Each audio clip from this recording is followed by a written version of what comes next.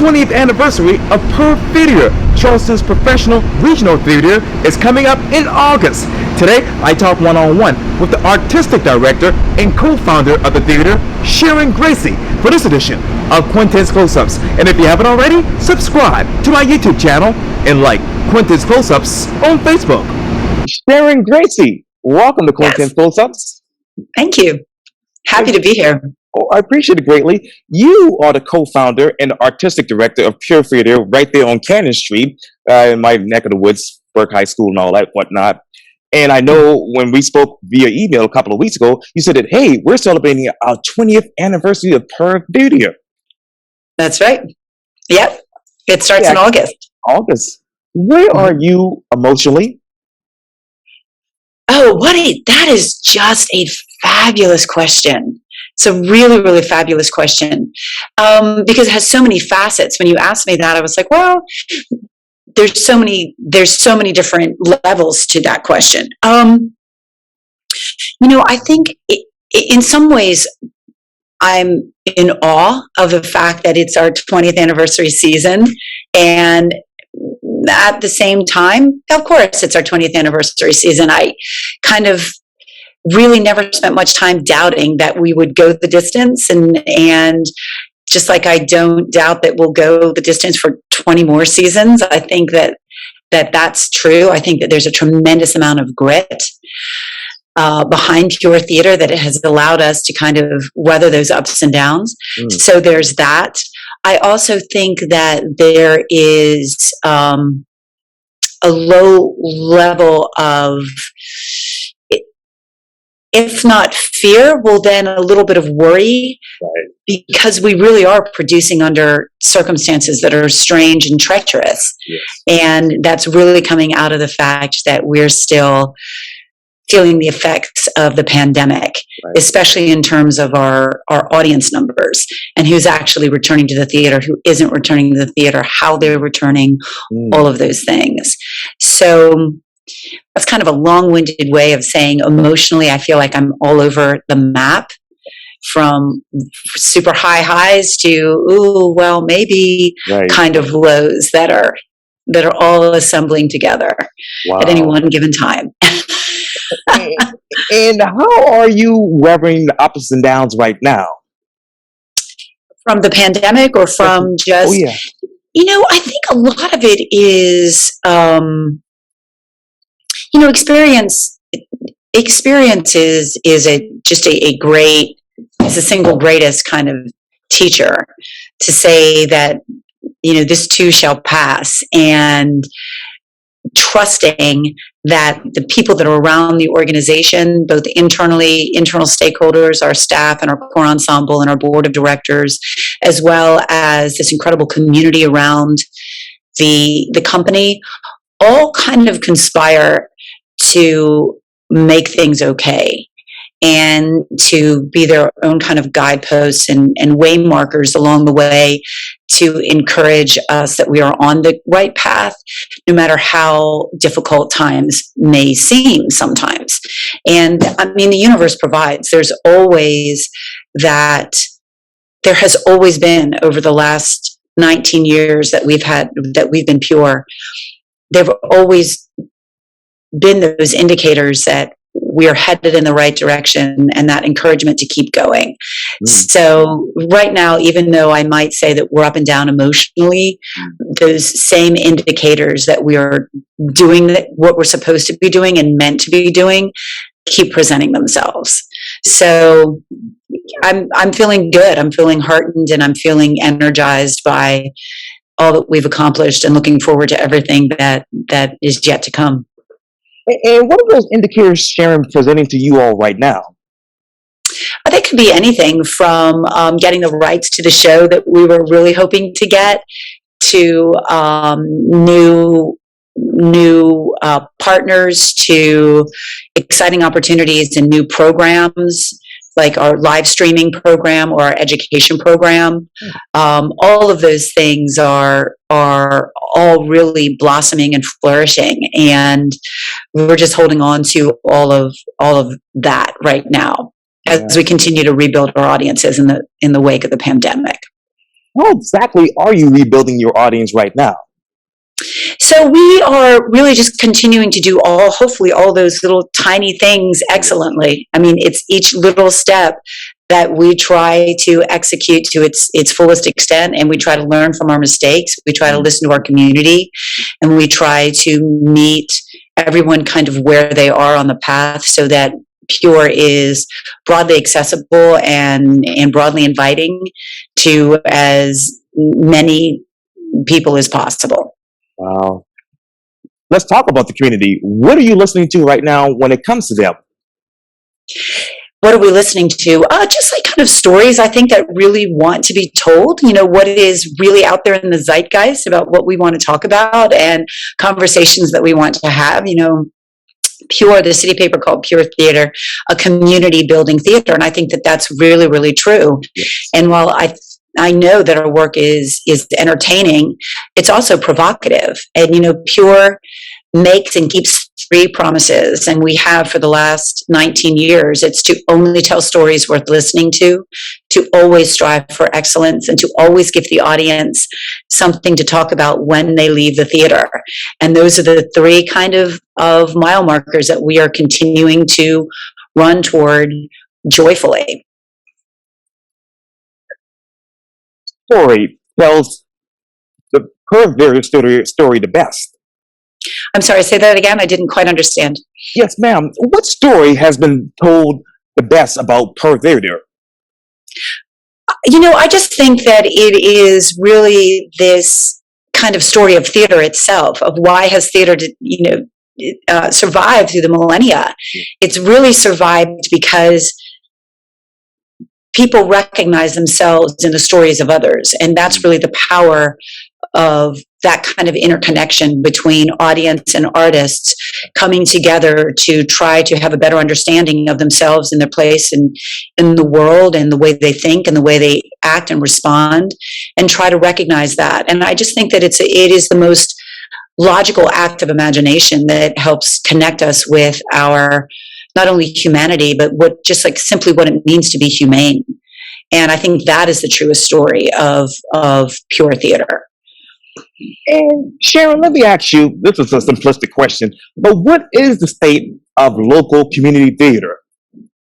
Yeah, I think that it, is thriving. I think that it is also, like Pure, working to rebuild, but I see a lot of organizations doing, again, the right things right, and responding creatively to the current environment, and working to express themselves in unique and vibrant ways that are exciting to existing and new audiences. So, the community, in the arts community, a rising tide lifts all boats. So I think that it's really, really important that all theaters that are here and are producing, that they're thriving, and that they're doing well, and that they continue to attract, again, new and the same audiences, so that whole ecosystem of the arts in Charleston can flourish. Now, who is your new audience? It can be anyone. It can be people who are historically would identify themselves as theater goers, who are perhaps new to Charleston, or perhaps have never tried Pure before and are going to go out and give it a try.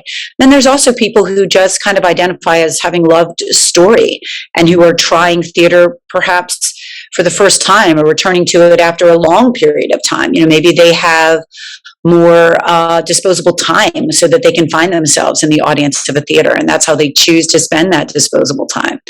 So it's really anyone who is attracted, I think, to the stories that we tell, and maybe have heard the word about Pure's excellence, that it's really an exceptional evening at the theater. It's a great way to spend your time. And you told the city paper that you initially trained as an actor at Point Park University, and it was only about 20 years ago that you really started to shift your attention towards directing, specifically new play development. Let me ask you, Sharon, what are you shifting Pure Theater's attention to right now? Oh, that's another great, excellent question. So, I'm directing a lot less this year. I'm directing a world premiere of a play about Septima Clark that Yes. we've commissioned with Patricia Lassane. So that Oh, is the yes. one show that I am directing this year. So where am I shifting myself? I'm the executive and artistic director of Pure Theater. So what I'm really, really excited about and energized about right now is building the most sustainable organization possible that will allow Pure to celebrate its past, but also to explode into its future in a way that is sustainable and meaningful to the communities that we serve. So it's a lot of office work. That's a really fancy way of saying it's a lot of office Office work. I can imagine that. Oh my God. And how are you going to explore into the future? I think it's by looking at a little bit of reading of the tea leaves of where we feel like theater is headed. I think scalability is huge. It's huge for us right now. It's exciting territory in a product that prior to the pandemic really wasn't considered scalable. So I'm really looking at ways with my co-founder, Rodney Lee Rogers, and my husband, who's the director of Pure's new media and education program. What are the ways that we set Pure up to kind of be in that vanguard of where theater is going, all theater, not just theater in Charleston, but theater across the country and internationally. Where are we going and how are we using technology to scale a product that prior to was really not scalable? And how does that impact not only the work on our stage, but how does that impact our education programs and all of our ancillary programs that make up the body of Pure's work? What new technology, Sharon, really matches per theater's future? I really think it is that scalability. It's how are we bringing audiences into the Pure experience without necessarily having to have them in the building. Pure is a boutique theater. We only have 111 seats. So, and that is the reality of it. And that's the way it has always been. We have always been a small house and we've always really thrived on that intimate one-on-one exchange. Right. But that's completely non-scalable and it's limited there.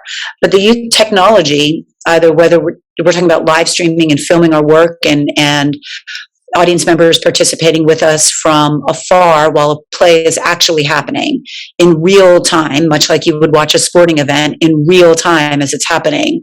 That is a technology that we are now exploring at Pure. And then we're also looking at how do we serve more children? Pure teaches in Title I middle schools. How are we serving more educators, more students in those schools through the use of live streaming technology, through the use of scale? So that's really what we're focused on. And how many students, Sharon, do you all want to actually, educate, do this new particular technology? As many as we possibly can, as makes sense. And we're really in that research and development phase, trying to determine what that number is. How many students do we feel like we can serve? How many schools do we feel like we can serve in a single session without diluting the experience or without underserving? How many schools can you actually serve? I don't know. We don't know that answer yet. We're still trying to discover that. So I'll let you know though, for sure. Yes, ma'am. Let me ask you, what is the biggest difference from 2003 to right now when you think of Pure Theater?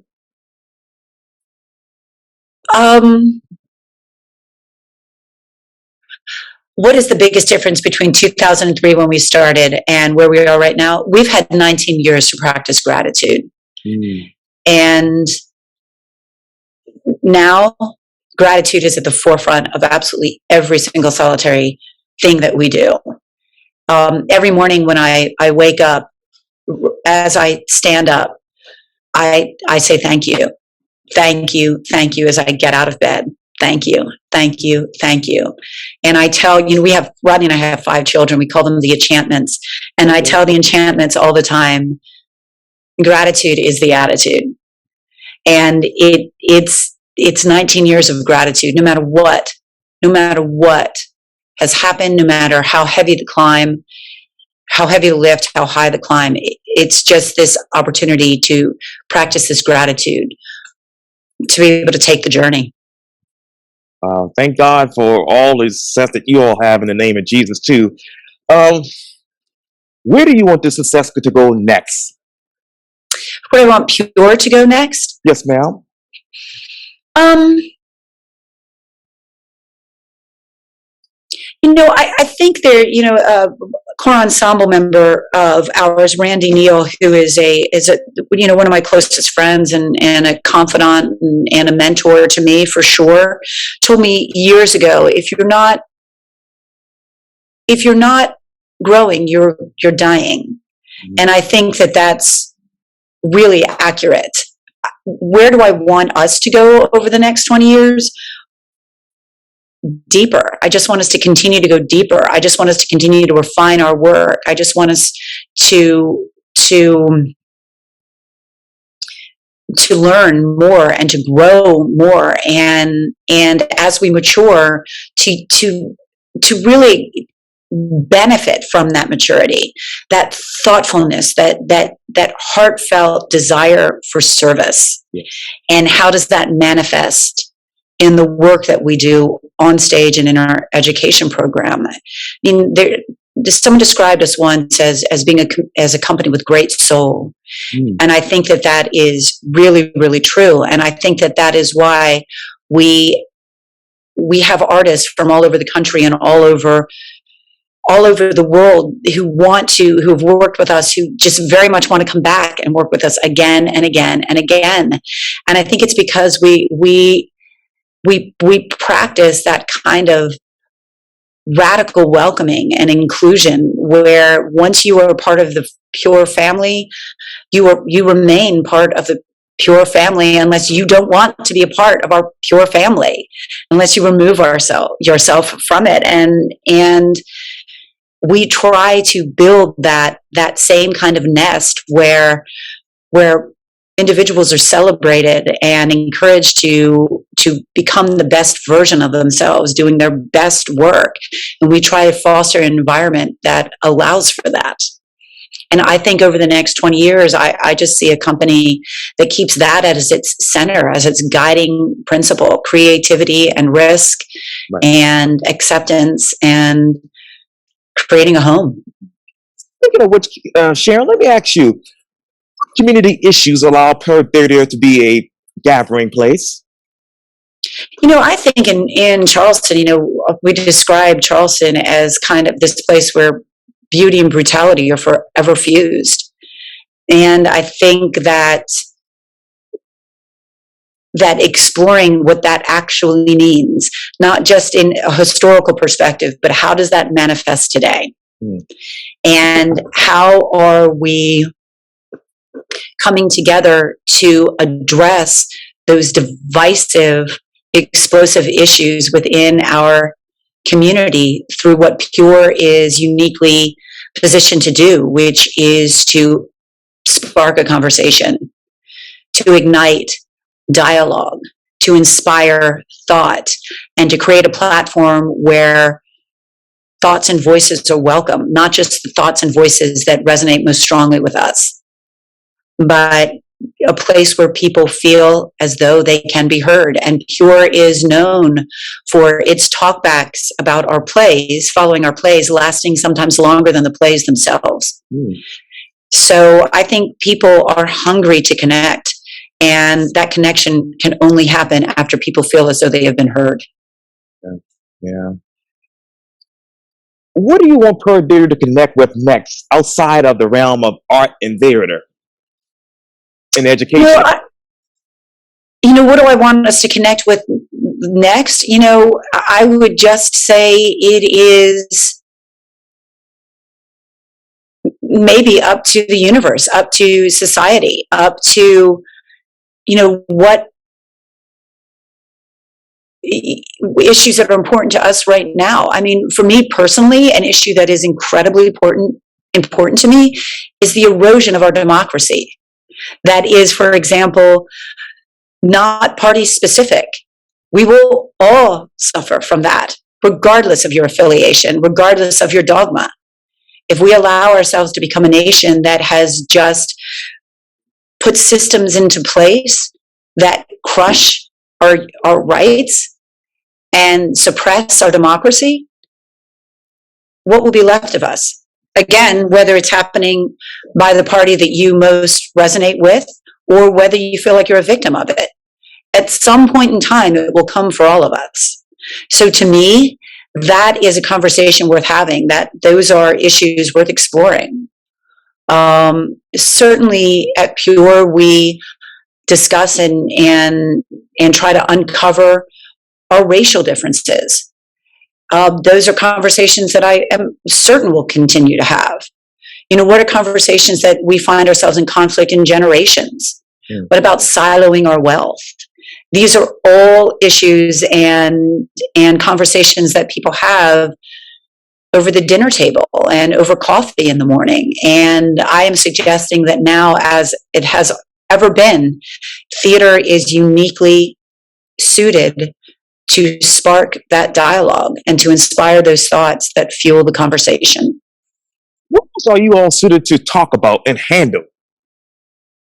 Really, I think that comes from, again, the zeitgeist of what is out there. We are producing plays about generational knowledge, where, for example, A Hidden Life is a love story to a turn of the century immigrant to the United States and the family that she assembled around her. I mean, that is a tale that is highly relatable to anyone who can recognize a familiar matriarch. We're going to move on to Clyde's, which is it's just a play about redemption. Is there such a thing as redemption? Do we cast ourselves into our own kind of purgatory?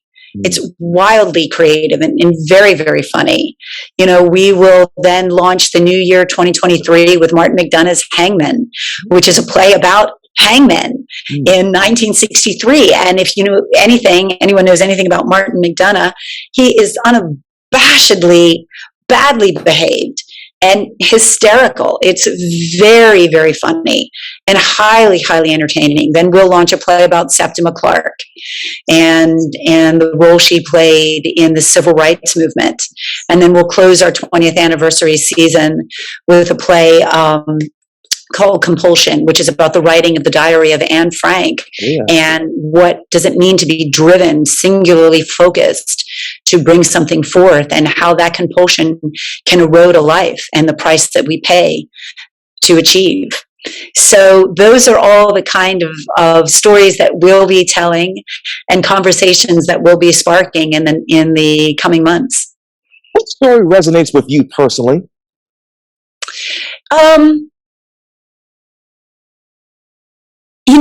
I would think, to me, I don't know that there is a single story that resonates with me personally. All success and all failure at Pure, it all kind of in some way generates and rests with me. I take responsibility for the victories and our failings. And the season, to me, it's like a mosaic, a beautiful mosaic that's been constructed together. So I'm really focused on that mosaic. And what does that look like? The aggregate parts that make up a season, right, year over year over year, is really what I'm focused on. And when I think about how disparate those stories are, that's really exciting to me. And then how they kind of assemble together to make up a whole body of work. Yes. Speaking of theater, Sharon, what does Pure theater mean to you? It's been my artistic home for 19 years. So I think that it certainly means that. I think at this point in time, it's really questioning when Rodney and I move on from Pure. Will it continue? Should it continue? Those are all questions that I'm asking myself now, and trying to get the pulse of the company, and certainly trying to work with it as its own separate entity. I do not consider Pure just an extension of myself, like I might have in early years. Now it is its own thing. Certainly, if I were to leave tomorrow, you could replace me. So that kind of, and the company could continue. So that's a great indication that it's moving from this kind of really entrepreneurial model into something that's more of an institution. Sure. So really working with the board of directors and working with Rodney and working with staff as we try to determine when that time comes. And there is no date. There is not a twilight on my time at Pure right now, but I think being responsible and having given birth to Pure and wanting and kind of nurturing it through these years, trying to put those processes in place so that when that time does come, if it is what everyone believes is in the best interest of the organization to continue, that it can. Sharon Graci, thank you so much for your time. And again, welcome to Quintin's Close-Ups. Oh, I'm so happy to have spent this time with you, and I am looking forward to seeing you again very soon. Likewise. Thank you so much.